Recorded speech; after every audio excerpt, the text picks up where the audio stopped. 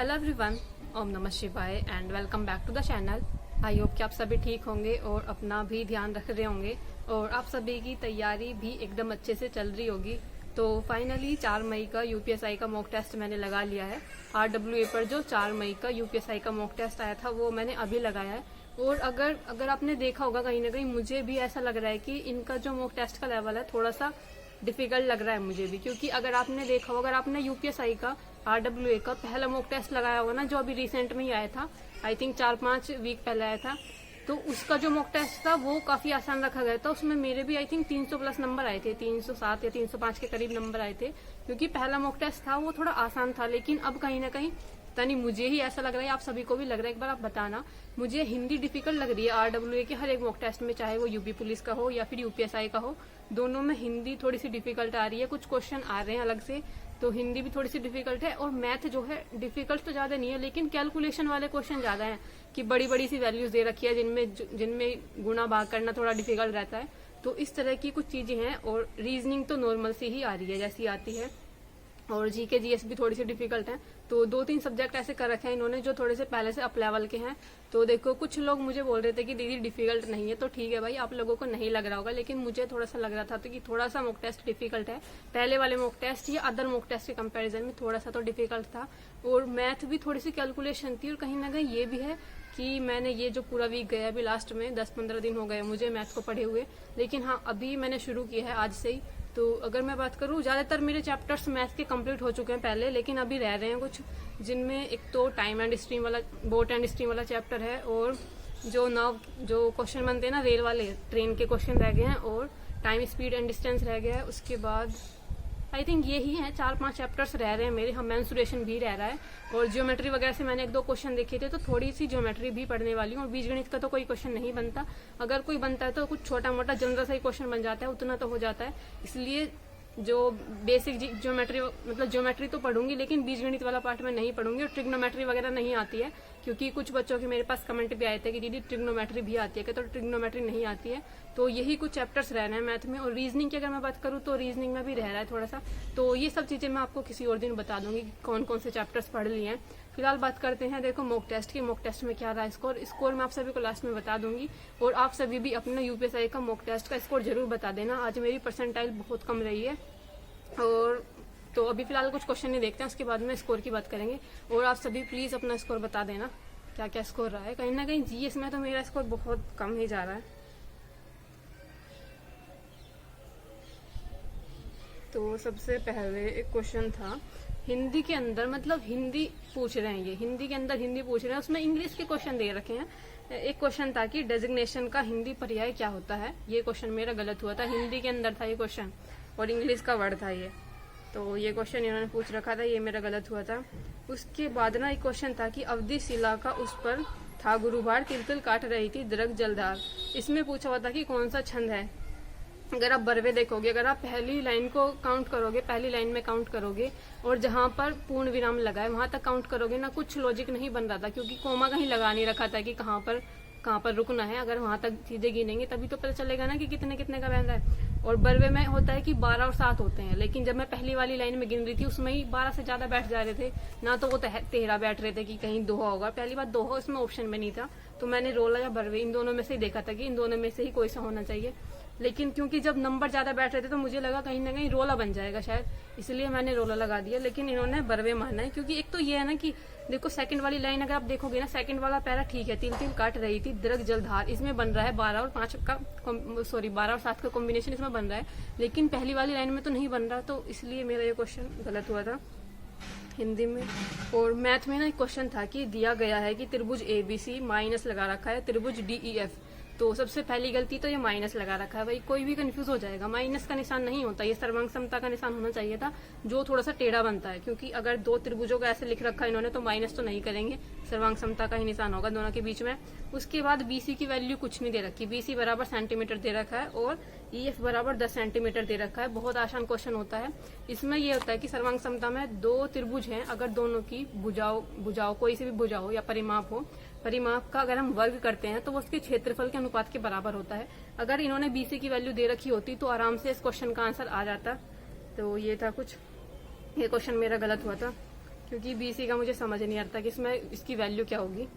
तो ये क्वेश्चन गलत हुआ था। उसके बाद ना मैथ में ही एक क्वेश्चन था, एक 3 अंकों वाली संख्या इस प्रकार है कि इसके इकाई के अंक, दहाई के अंक और सैकड़े के अंक का अनुपात 1, 2, 3 है। इस संख्या और इसके अंकों को क्रम को उलटने पर प्राप्त संख्या का योगफल इतना है। तो मेरा ये क्वेश्चन मुझे तो समझ में ही नहीं आ रहा था कि जो 1, 2, 3 लिख रखा है, लेकिन जब मैंने इसका फिर सॉल्यूशन देखा ना, उसमें जो पूरी जो 3 अंकों की संख्या बनती है वो कैसे बनती है उस तरीके से कर रखा था, और मैं ऐसे कर ही नहीं रही थी। इसकी वजह से मेरा इस क्वेश्चन में बहुत टाइम लग गया और उसके बाद भी आंसर नहीं आया।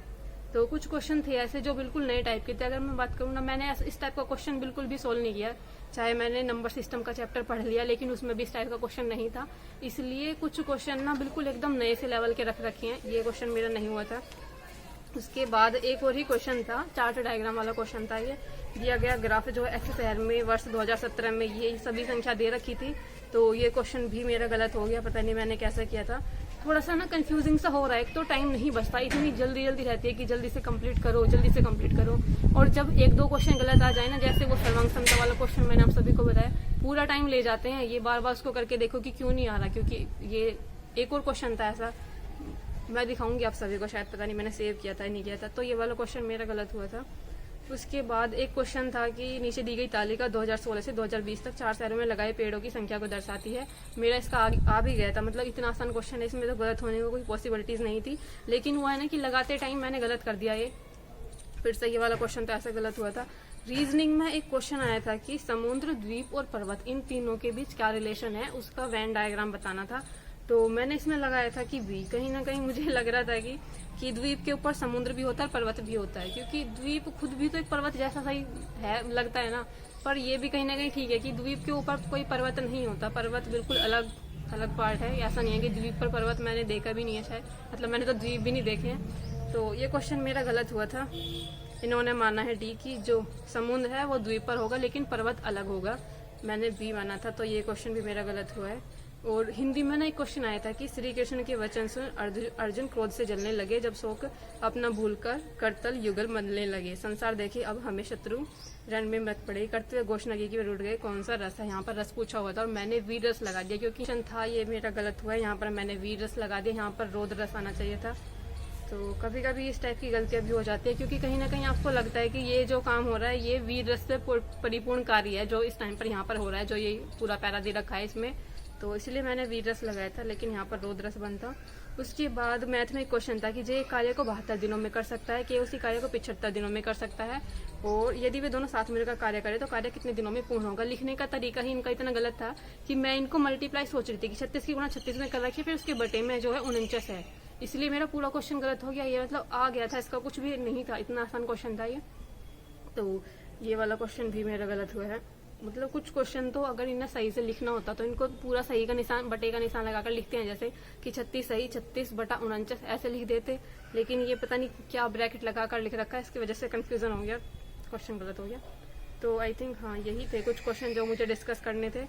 और मुझे लगता है कि काफ़ी सारे क्वेश्चन मेरे ऐसे ही गलत हुए हैं जिसमें जिनको जो गलत नहीं होने चाहिए थे, बस लगाने की वजह से या कुछ भी इधर उधर क्लिक करने की वजह से। तो फिलहाल बात करते हैं स्कोर की क्या रहा। देखो मैथ में मेरे 33 क्वेश्चन ठीक हुए हैं और 7 क्वेश्चन गलत हैं, और 58 मिनट इसको करने में लगे थे। 41 मिनट सही क्वेश्चन के लिए और 16 मिनट गलत क्वेश्चन को करने में लगे थे। मैथ के अंदर 33 ठीक हैं और 58 मिनट लगे हैं, क्योंकि कैलकुलेशन थी मैथ के अंदर, इस वाले पार्ट के अंदर थोड़ी, और कुछ क्वेश्चन ना गलत आने की वजह से ज़्यादा टाइम लग जाता है। देखो एक वो सर्वांग समता वाला क्वेश्चन था, और एक जो मैंने अभी आपको दिखाया जिसमें ब्रैकेट लगे हुए थे, ये वाला क्वेश्चन था। 2-3 क्वेश्चन ना ऐसे ही थे जो टाइम ज़्यादा ले गए, आंसर फिर भी नहीं आया इनका।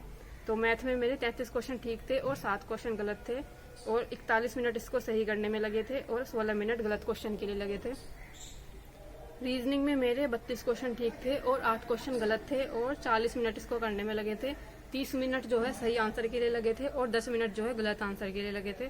रीजनिंग में भी आज कम स्कोर आया है, 32 क्वेश्चन ठीक है सिर्फ। उसके बाद अगर मैं बात करूं, हाँ जीके जीएस वाले पार्ट, मतलब जीके जीएस वाले पार्ट में मेरे 18 क्वेश्चन ठीक थे और 22 क्वेश्चन गलत थे, और 8 मिनट का इसको करने में टाइम लगा था। 2 मिनट सही आंसर के लिए और 5 मिनट गलत आंसर के लिए। उसके बाद हिंदी की अगर मैं बात करूं, हिंदी में मेरे 36 क्वेश्चन ठीक हैं और 4 क्वेश्चन गलत हैं।